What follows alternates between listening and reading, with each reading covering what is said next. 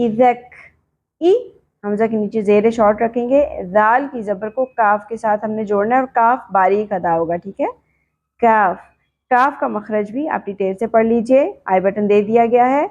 ASIC, تا زبر کے ساتھ الف، حرف مدہ ایک الف کے برابر کھینچنا ہے، لو یہاں پر بھی پیش کے ساتھ واو ساکن، واو مدہ آ گیا، ایک الف کے برابر کھینچنا ہے، ایزک تالو علن، عین وسط حلق سے عین کا مخرج بہت ہی پیارا، بہت ہی انٹرسٹنگ ہے، اس کے لیے بھی آپ چیک کر لیجئے آئی بٹن کو، علن، نون مشدد غنہ ہوگا، یہ غنہ کیا ہوتا ہے؟ آواز کو ناک میں تھوڑی دیر کے لیے ٹھہرانا ہے، علن، نا زبر کے ساتھ الف حرف مدہ ایک الف کے برابر کھینچنا ہے، سین کی زیر کو زیادہ نہیں کھینچنا، سی، علن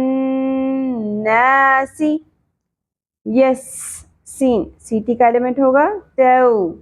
یس تو زبر کے ساتھ واو ساکن حرف مدہ، جیسے ہم نے آیت نمبر 1 میں پڑھا تھا، زبر کے ساتھ یا ساکن تھی، یہ بھی حرف لین تھی، ٹھیک ہے، اور زبر کے ساتھ واو ساکن، یہ بھی حرف لین ہے، نرمی سے پڑھنا ہے، تو نہیں پڑھنا، اوکے، یس تو، فون،